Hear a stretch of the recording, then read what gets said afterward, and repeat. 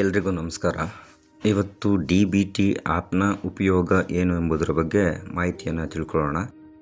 ಈಗ ನಾವು ಮೊಬೈಲ್ನಲ್ಲಿ ಪ್ಲೇಸ್ಟೋರನ್ನು ಓಪನ್ ಮಾಡ್ಕೊಳ್ಳೋಣ. ಇದರಲ್ಲಿ ಈಗ ನಾವು ಸರ್ಚ್ ಬಾರ್ ಮೇಲೆ ಕ್ಲಿಕ್ ಮಾಡಿಕೊಂಡು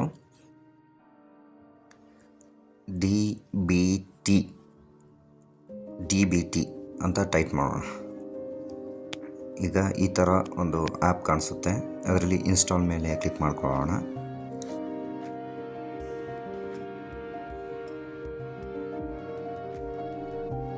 ಇನ್ಸ್ಟಾಲ್ ಆಗ್ತಾ ಇದೆ ಮತ್ತು ಇದು ಓಪನ್ ಮಾಡಿಕೊಂಡಾಗ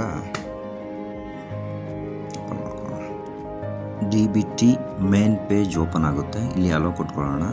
ಈಗ ಆಧಾರ್ ನಂಬರ್ ಕೇಳುತ್ತೆ. ಆಧಾರ್ ನಂಬರನ್ನು ಎಂಟರ್ ಮಾಡ್ಕೊಳ್ಳೋಣ. ಈಗ ಚೆಕ್ ಬಾಕ್ಸ್ ಟಿಕ್ ಮಾಡಿ ಗೆಟ್ OTP ಮೇಲೆ ಕೊಟ್ಟಾಗ ಆಧಾರ್ಗೆ ಲಿಂಕ್ ಆಗಿರೋ ಮೊಬೈಲ್ಗೆ OTP ಬರುತ್ತೆ. OTPನ ಎಂಟರ್ ಮಾಡಿ ನಮಗೆ ಬೇಕಾದಂತಹ 4 ನಂಬರ್ನ MPIN ಎಂಟರ್ ಮಾಡ್ಕೋಬೇಕಾಗುತ್ತೆ 2 ಸಾರಿ.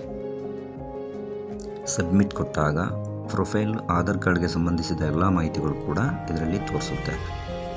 ಆಧಾರ್ ಕಾರ್ಡ್ಗೆ ಲಿಂಕ್ ಆಗಿರುವಂತಹ ಮೊಬೈಲ್ ನಂಬರನ್ನು ಎಂಟರ್ ಮಾಡಿಕೊಂಡು ನಾವು ಓಕೆ ಕೊಟ್ಟಾಗ ಆಧಾರ್ ಕಾರ್ಡ್ನ ಇಂಟರ್ಫೇಸ್ ಓಪನ್ ಆಗುತ್ತೆ. ಆಗ ಪೇಮೆಂಟ್ ಸ್ಟೇಟಸ್ ಮೇಲೆ ಕ್ಲಿಕ್ ಮಾಡಿದಾಗ ನಮಗೆ ಯಾವೆಲ್ಲ ಗೌರ್ಮೆಂಟ್ ಸ್ಕೀಮಿಂದ ಹಣಗಳು ಬರ್ತಿದೆ ಎಂಬುದರ ಲೀಸ್ಟ್ ತೋರಿಸುತ್ತೆ.